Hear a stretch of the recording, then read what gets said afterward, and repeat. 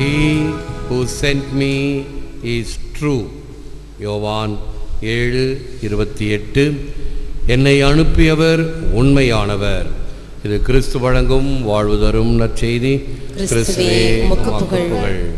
இயேசுவில் அன்பார்ந்த சகோதர சகோதரி, அன்பார்ந்த பிள்ளைகளே, அன்பார்ந்த தொலைக்காட்சி நேய விசுவாசிகளே, நல்லாரை காண்பதும் நன்றே, நல்லார் சொல் கேட்பதும் நன்றே. ஆக இந்த நன்மைத்தனம் எப்பொழுதும் நமக்கு மகிழ்ச்சியை, ஒரு நிலைத்த தன்மையை, ஒரு போதும் என்ற மனதை உருவாக்குகிறது. Our Lord has often met with the least welcome from those from whom one would expect the best welcome. The nearer the church, the further from God.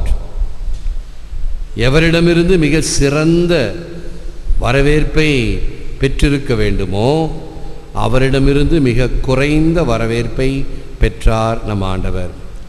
ஆலயத்தருகே, ஆனால் ஆண்டவருக்கு புறம்பே. இது உண்மை. எவ்வளவு அதிகமாக நாம் ஆண்டவரிடம் நெருங்கி வருகிறோமோ அவ்வளவு அதிகமாக இந்த ஆண்டவருக்குரிய அச்சம் குறைவாக இருக்கும். ஒரு பழமொழி இருக்கிறது, கோவில் பூனை தெய்வத்துக்கு அஞ்சாது அப்படின்னு பழமொழி. அது பழமொழியினுடைய அர்த்தம், கோவிலில் வைக்கப்படுகின்ற பூவும் நெய்யும் அருகில் இருக்கிறது, அவைகள் அஞ்ச வேண்டாம் என்பதுதான் பழமொழி என்று சொல்லப்படுகிறது.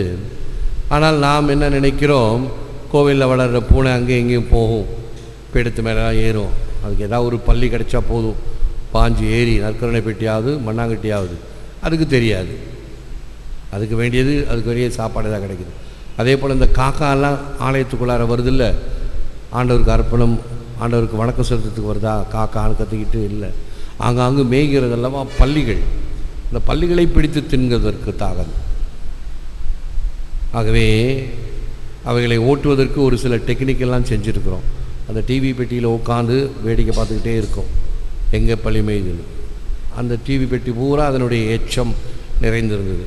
அந்த டிவி பெட்டி மேலே பார்த்தீங்கன்னா சின்ன சின்ன கூறு ஆணியெல்லாம் வச்சுருக்கிறோம். இப்போ அங்கே உட்காராது. அதே போல் தான் எருசலேம் தேவாலயத்தின் மீது பறவைகள் எச்சமிடுகின்றன என்று சொல்லி அந்த தங்க கோபுரத்தின் மீது தங்க ஆணிகள் இதே போன்று கூறாக வைக்கப்பட்டன.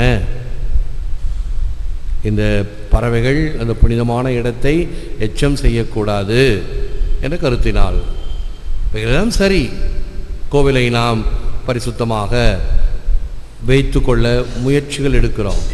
ஆனால் இறைவன் இதைவிட விரும்புவது நம் உள்ளங்களை, நம் இல்லங்களை அதை கோவிலுக்குரிய வகையில் அவர் வதிகின்ற அவருடைய பிரசன்னம் இருக்கக்கூடிய வகையில் நாம் வைத்திருக்கிறோமா என்று இந்த தவக்காலத்தில் சிந்திக்கலாம்.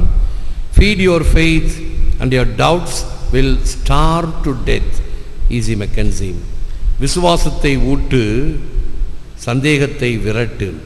விசுவாசத்தை ஊட்டினால் விசுவாசம் வளரும், சந்தேகத்தை விரட்டினால் சந்தேகம் தளர்ச்சிகிறோம்.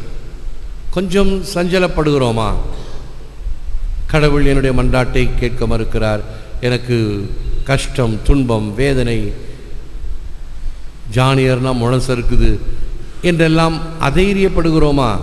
அதைரியப்படாதே, அஞ்சாதே, நான் என்றும் உன்னோடு என்று ஆண்டவருடைய விசுவாசத்தை உள்ளத்தில் தக்க வைத்து கொண்டோம் என்றால் இவைகள் எல்லாம் ஓடி ஒளிந்துவிடும். இன்னும் விசுவாசத்தை அதிகப்படுத்தும்.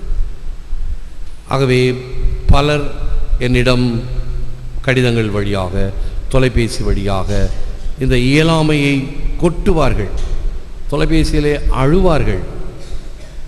அழ வேண்டாம், பயப்பட வேண்டாம், அஞ்ச வேண்டாம், சந்தேகத்தை விரட்டு, சந்தேகப்படாதே. அதாவது ஆண்டவர் மீது இன்னும் அதிகமாக நம்பிக்கை கொள், அனைத்தும் நிச்சயமாக பூர்த்தியாகும் என்பதை உள்ளத்தில் நாம் இன்னும் ஆழமாக வைத்து கொள்ள வேண்டும்.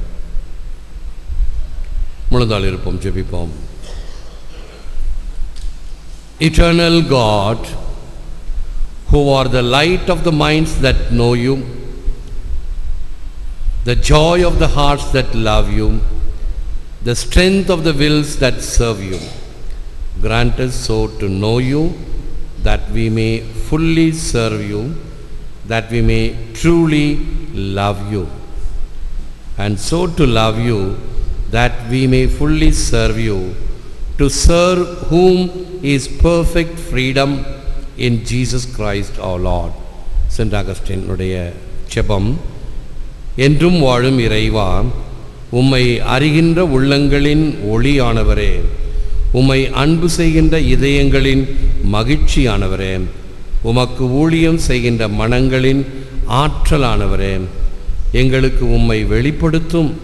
அதனால் உமக்கு முழுமையாக ஊழியம் புரிவோமாக.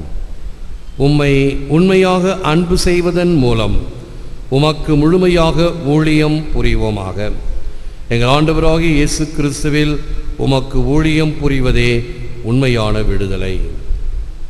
ஏற்று வரமருளும் இறைவா, காக்கும் கரங்களினால். ஆமென். ஆமென்.